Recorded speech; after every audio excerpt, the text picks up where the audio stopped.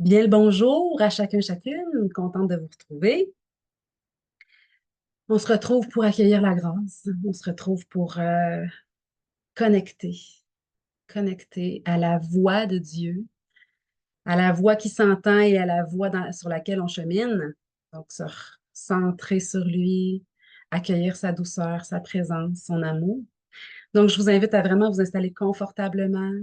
N'hésitez pas à fermer les yeux si vous voulez aller encore plus loin, à descendre dans votre cœur et à déposer vos mains ouvertes sur vos cuisses. Pourquoi pas que faire participer notre corps à la dimension d'ouverture qu'on souhaite.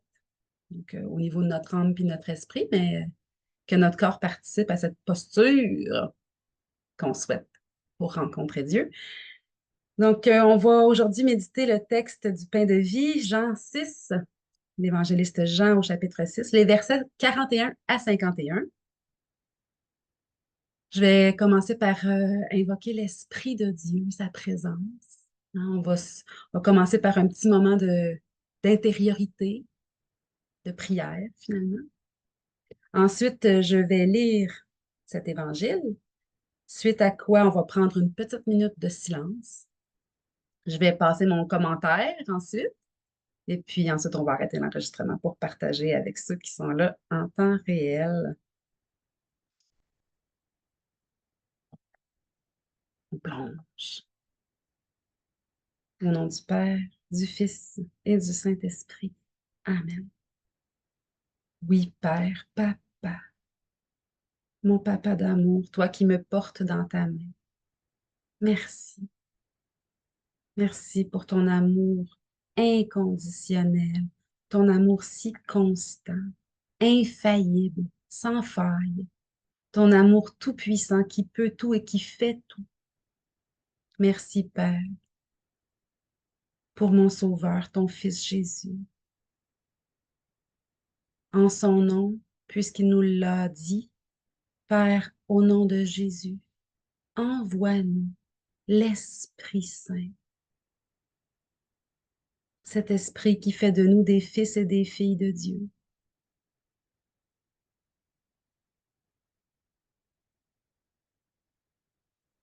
Merci, Esprit Saint, d'être là, de nous guider, de nous inspirer, de nous éclairer. Merci de nous aider à aller dans les profondeurs de notre être, là où le petit, la petite se trouvent, notre cœur d'enfant, notre authenticité, notre couleur unique. Aide-nous à descendre là où nous sommes pleinement dans la lumière, dans la vérité, dans la miséricorde, dans l'amour. Conduis-nous, Esprit Saint, pour que la parole de Dieu vienne faire une différence dans notre vie. Nous voulons l'entendre de nos oreilles de chair, mais aussi avec les oreilles de notre cœur, de notre âme. Entendre l'amour qui se donne, l'accueillir, nous en nourrir pour que ça fasse une différence dans notre quotidien. Oui, Esprit Saint, viens changer nos cœurs, viens nous laver, viens nous fortifier dans l'amour.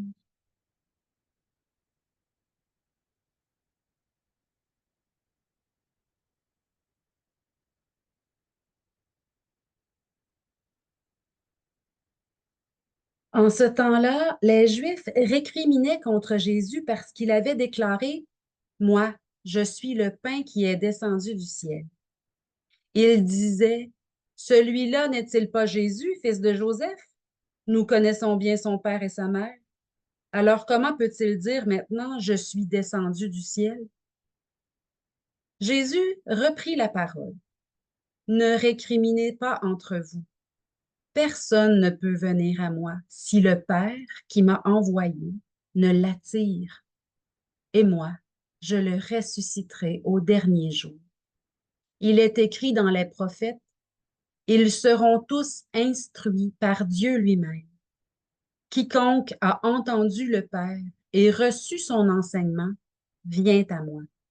Certes, personne n'a jamais vu le Père, sinon celui qui vient de Dieu. Celui-là seul a vu le Père. Amen, amen, je vous le dis. Il a la vie éternelle, celui qui croit. Moi, je suis le pain de la vie. Au désert, vos pères ont mangé la manne et ils sont morts. Mais le pain qui descend du ciel est tel que celui qui en mange ne mourra pas. Moi, je suis le pain vivant qui est descendu du ciel. Si quelqu'un mange de ce pain, il vivra éternellement. Le pain que je donnerai, c'est ma chair, donnée pour la vie du monde.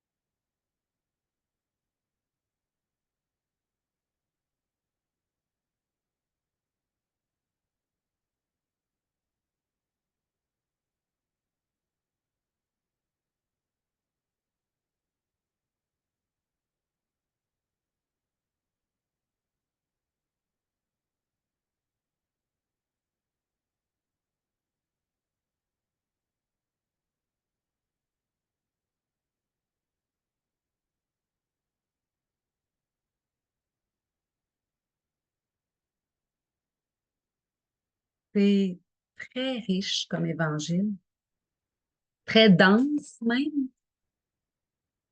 Et puis, avant de commencer l'enregistrement, on discutait du jeûne, justement. Et c'est tout à fait par hasard, parce qu'il y a une personne dans le groupe qui a fait une retraite de jeûne et elle nous expliquait comment que c'est difficile. Et puis, je lui expliquais que, parce que oui, c'est difficile le jeûne, avoir faim, c'est une des premières raisons qui nous fait pleurer quand on arrive en ce monde. Le petit bébé a faim. Et c'est le contact avec son parent, sa mère, qui vient nourrir à la fois son corps, mais aussi le contact vient nourrir son âme. Parce que euh, manger, c'est, c'est accepter de vivre, c'est choisir de vivre. Il y a quelque chose de très intime dans le fait de s'alimenter. Et il y a des maladies liées à ça, des maladies de l'âme qui se manifestent dans notre manière de nous alimenter, aussi dans les choix qu'on fait ou qu'on ne fait pas. Jésus, c'est pas pour rien qu'il utilise l'image du pain et non seulement l'image, mais le sacrement. Il en fait, il fait de son corps un sacrement. Mais c'est pas nécessairement de sa chair dont il est question, mais c'est du don de lui-même. Bon, j'ai pas d'enfant, mais le Seigneur a permis que le Seigneur permet des choses des fois. Bref, c'est clair que une mère qui allaite son enfant, elle donne d'elle-même pour nourrir son enfant. Elle ne donne pas que du lait. C'est beaucoup plus vaste que ça. Et c'est pas pour rien que Jésus utilise l'image du pain qui se donne en nourriture. Et ça fait, pardonnez-moi le latin, mais ça fait freaker, ça fait capoter, ça fait... Les pharisiens qui sont là disent non, non, non, non, non. Déjà, ils récriminent contre Jésus parce que Jésus vient bouleverser toutes les traditions, bouleverser toutes les règles. Il vient bouleverser leur quotidien, leur rite, leur rituel, leur culte. Jésus vient dire, la grâce, elle est neuve chaque matin. La vie est renouvelée chaque matin. C'est neuf. On voit ça passer là, sur Facebook, pour ceux qui sont sur Facebook, les petites phrases de le privilège de respirer, d'ouvrir les yeux chaque matin, le privilège d'être en santé chaque matin. On s'en rend compte de plus en plus, puis on le nomme, puis on le dit. La vie est un grand, grand privilège, un grand, euh, un grand don. Mais le don de la vie éternelle, je ne parle pas d'éternel dans le terme de temps, mais dans le terme de dimension. La vie invisible, c'est de cette vie-là que Dieu vient nous nourrir, que Jésus vient nous donner de lui pour que, quand on mange, la nourriture fait que nous, on, on devient, on change, on prend de la croissance. Hein? De la même manière qu'une bûche, quand on la met dans le feu, elle devient du feu. Mais c'est la même affaire avec le pain de Dieu. Et à la différence qu'au lieu de devenir nous, c'est nous qui devenons toujours un petit peu plus plein de Dieu. Je ne dirais pas devenir Dieu, là, mais laisser Dieu être par ma vie, c'est fort, c'est très, très puissant. C'est lui qui est puissant, mais ça passe quand même par ma vie quand je me laisse nourrir, quand j'accepte de me nourrir de ce qui vient de lui, de me nourrir de lui. Bon, il y a l'Eucharistie, le pain. Dans le culte catholique, là, on va à la messe, à l'Eucharistie pour recevoir le pain, mais il n'y a pas que les catholiques qui se nourrissent du pain de Dieu. J'espère qu'on est tous bien d'accord avec ça. Se nourrir de Dieu, c'est vaste. Sa parole est nourriture. Il dit, moi, je suis le pain de vie. Viens, Seigneur, viens nous nourrir de toi, viens nous éclairer de ta lumière, viens être vivant dans ma vie. Il y a quelqu'un qui écrit je deviens, je suis. Le je suis dans l'Ancien Testament, vous le savez sans doute, là, mais Moïse demande dans le buisson ardent, une des premières manifestations de Dieu dont on a le récit. Moïse demande dans le buisson, qui es-tu? Et la réponse, c'est je suis. Je suis celui qui est, je suis le grand je suis. Et quand on se nourrit de Dieu, c'est ça qui se passe. Je suis pleine de celui qui est la source de la vie, le vivant par excellence. C'est des grands mystères, mais ça fait du bien de se rappeler que Dieu veut nous habiter. Dieu veut qu'on le porte.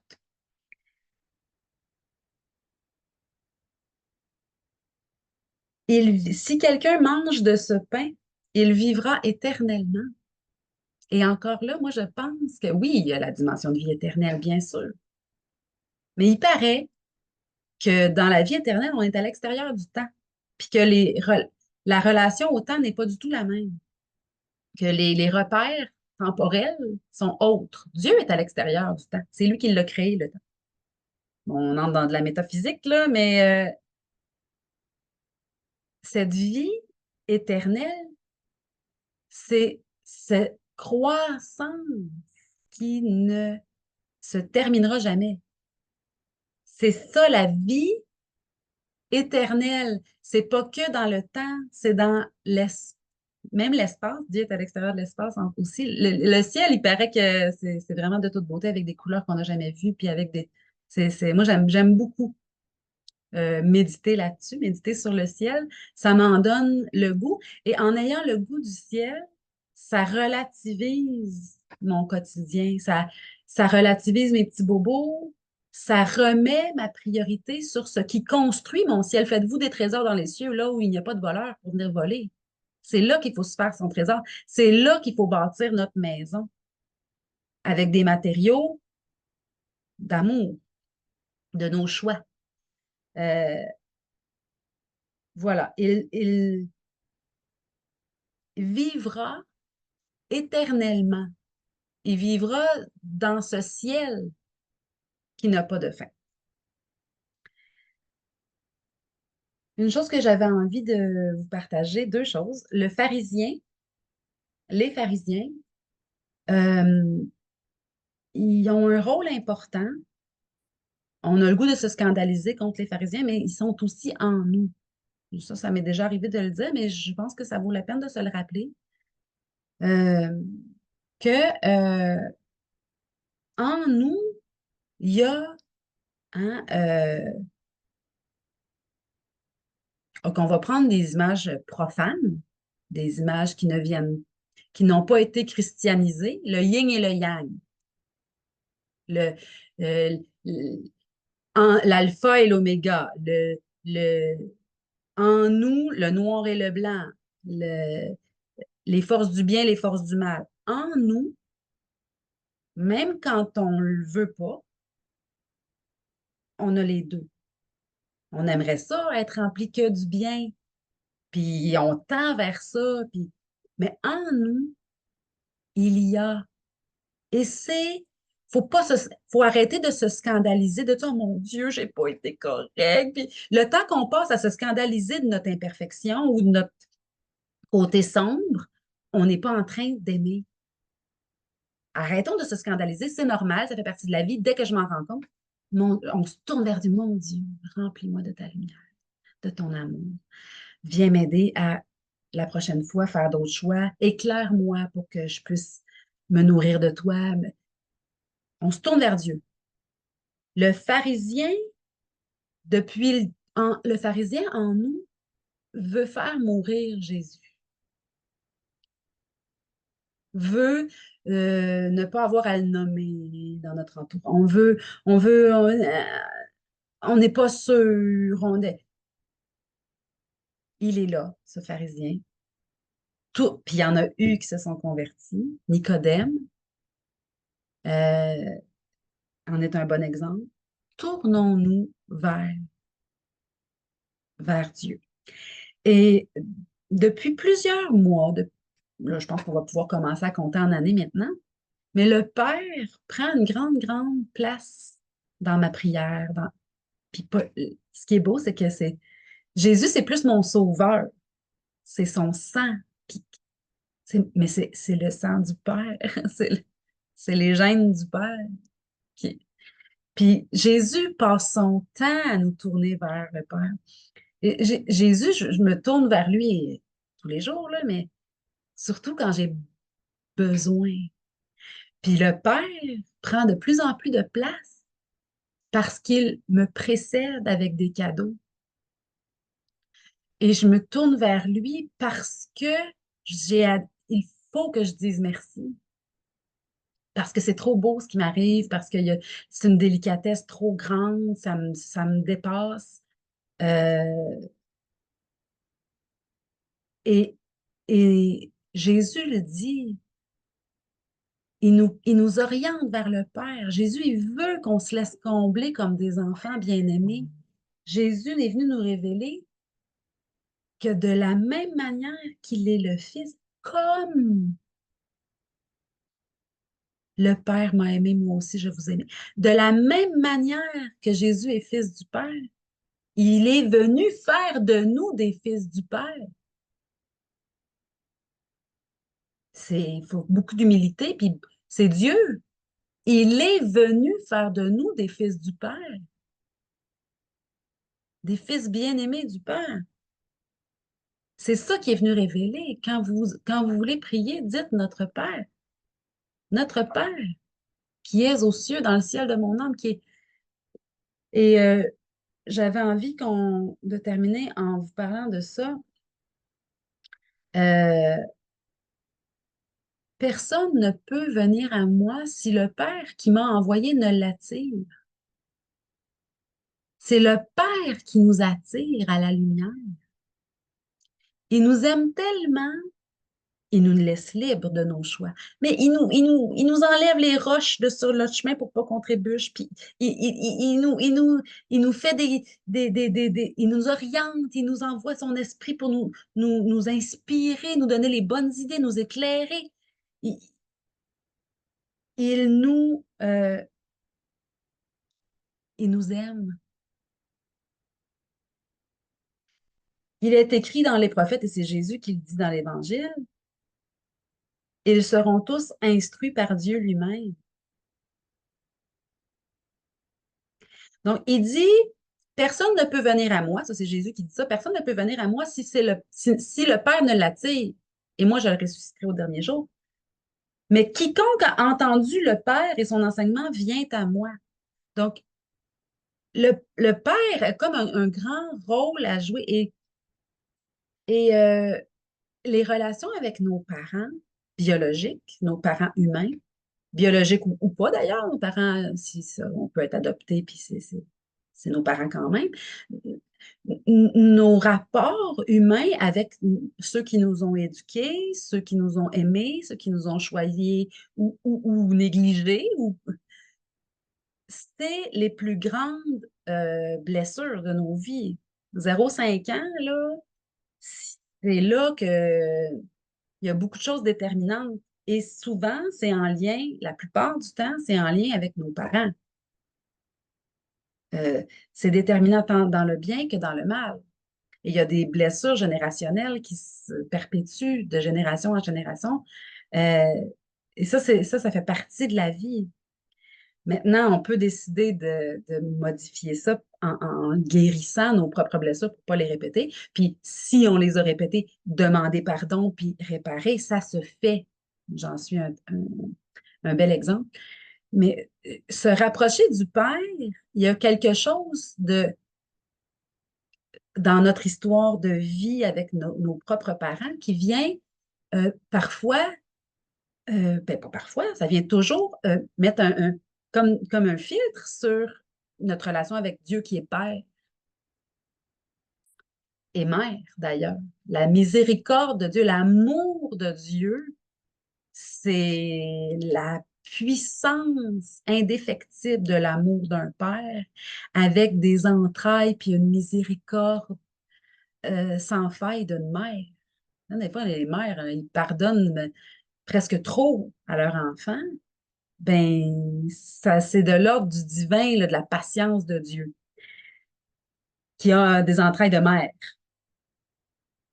Bref, ce que je voulais vous dire, c'est que en se tournant intérieurement dans notre temps de silence, d'intériorité, vers le Père, vers son amour, vers son regard, Dieu nous regarde.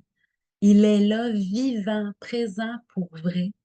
En se tournant vers le Père, il y a beaucoup de lumière qui peut se faire sur nos relations, même si nos parents sont décédés.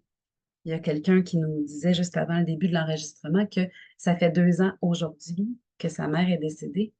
Et il y a quelque chose de pas du tout anodin dans tout ça. C'est, Dieu peut toujours approfondir la guérison pour laisser passer encore plus de lumière par nos vies dans le monde. Donc, tournons-nous vers ce Père aimant qui peut... puis tu sais, je dis le Père parce que c'est comme ça qu'on le nomme, mais c'est le lien le plus bienveillant qui existe, le lien le plus puissant qui existe sur la Terre. Mais c'est bien au-delà. C'est bien au-delà. Laissons-nous percuter, laissons-nous percuter par ce lien si beau, par cet amour si puissant. Oui, Père, au nom de Jésus, envoie ton Esprit Saint. Bénis-nous de toutes les bénédictions. Bénis nos proches, tous ceux que nous aimons, tous ceux que nous n'aimons pas assez. Bénis notre passé, notre histoire. Bénis notre présent. Bénis notre avenir. Bénis-nous, Seigneur, au nom du Père, du Fils et du Saint-Esprit. Amen.